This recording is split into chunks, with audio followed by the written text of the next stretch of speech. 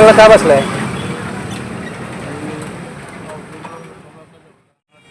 तालुका पंढरपूर जिल्हा सोलापूर ही 2019 साली तहसील कार्यालयामध्ये रस्तागीर चालू होती. रस्तागीर चालू असताना त्यात एक 16 गट नंबरची खरेदी खत झालं. खरेदी खत झालं 22/10/2020ला आणि मी तक्रार आली त्याला 28/10/2020ला.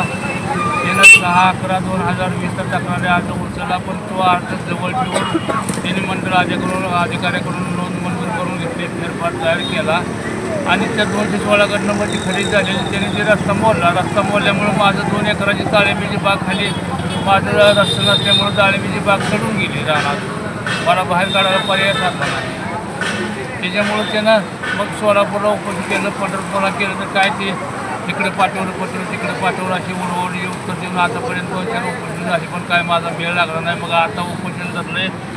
आता आज 14/8/2026ला तहसील कार्यालय पुढं आता उपोषण असं धरलं की ही उपोषण आता करून 2-3 दमलो मी आता. तर आता ही माझं 40 लाखाचं ह्याच्यामुळं नुकसान झालं डाळिंब पिकाचं आणि त्याच्यावर कारवाई झाली की बाबा कलेक्टरनं कारवाई केली की 514नं कारवाई केली. आम्हाला काही ती कारवाई मान्य नाही, तरी त्याला कायमच सेवेतनं बडतर्फ करण्यात यावं आणि माझे नुकसान भरपाई मला मिळावी त्याच्या पगार फंडातनं ग्रॅज्युएटमधनं. त्याचा काय मार्ग निघेल ते मला काढून त्याची माझी वसुली करून द्यावं. तुम्ही या बाबतीत कधी कधी आणि कुठे कुठे उपोषण केले होते याच्या अगोदरचे? केलं घेतलं ते जिल्हाधिकारी कार्यालयाला 20/4/2022ला केले, 6/6/2023ला विभागीय आयुक्त कार्यालय पुणे, 7/8/2023ला जिल्हाधिकारी कार्यालय सोलापूर, 24/3/2025 उपविभागीय कार्यालय पंढरपूर प्रांत साहेबाकडे, पुन्हा 9/9/2025 उपविभागीय कार्यालय पंढरपूर प्रांत साहेबाकडे आणि 11/8/2025 जिल्हाधिकारी कार्यालय सोलापूर. त्यांच्याकडे 5-6 उपोषण झाली, तरी माझी दखल ह्यांनी घेतली नाही.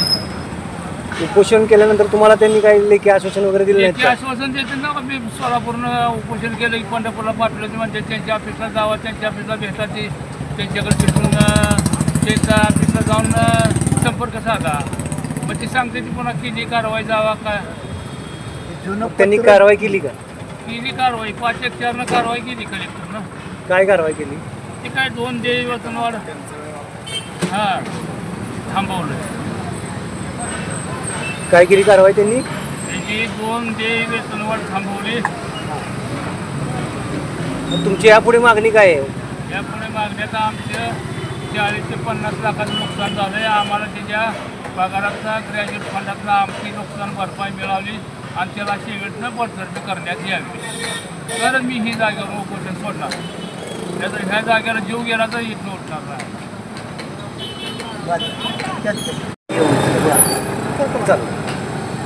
नमस्कार, मी पुरोगामी संघर्ष परिषद संस्थापक अध्यक्ष प्राध्यापक सुभाष वाजेडे सर.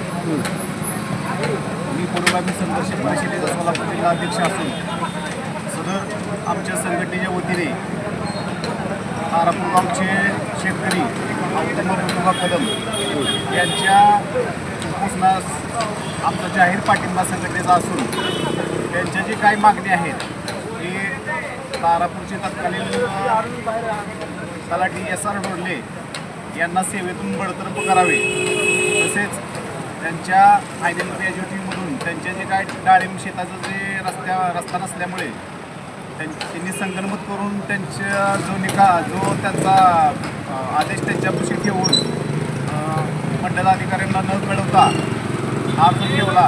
त्यामुळे तारापूरचे ते औतुंबर कदम जे उपोषणाला बसले आहे यांचे डाळिंबचे 30 ते 40 लाखाचे नुकसान झालेले आहे. डाळिंब पिकाचे ते नुकसान त्यांना भरपाई मिळावी आणि जे सध्या जे तात्कालीन तारापूरला जे तलाठी होते SR डोरले ते आता सध्या फुलचिंचोलीमध्ये सेवेत आहेत.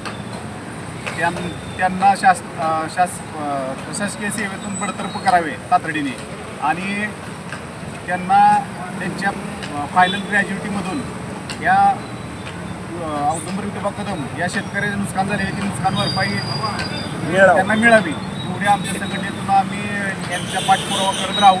व हे उपोषणाला आमचा त्यांना जाहीर पाठिंबा असून जोपर्यंत या मागण्या मान्य होत नाही तोपर्यंत आमच्या पुरोगामी संघर्ष परिषद सोलापूर जिल्ह्याच्या वतीने त्यांच्यासोबत आम्ही खंबीरपणे उभे आहोत.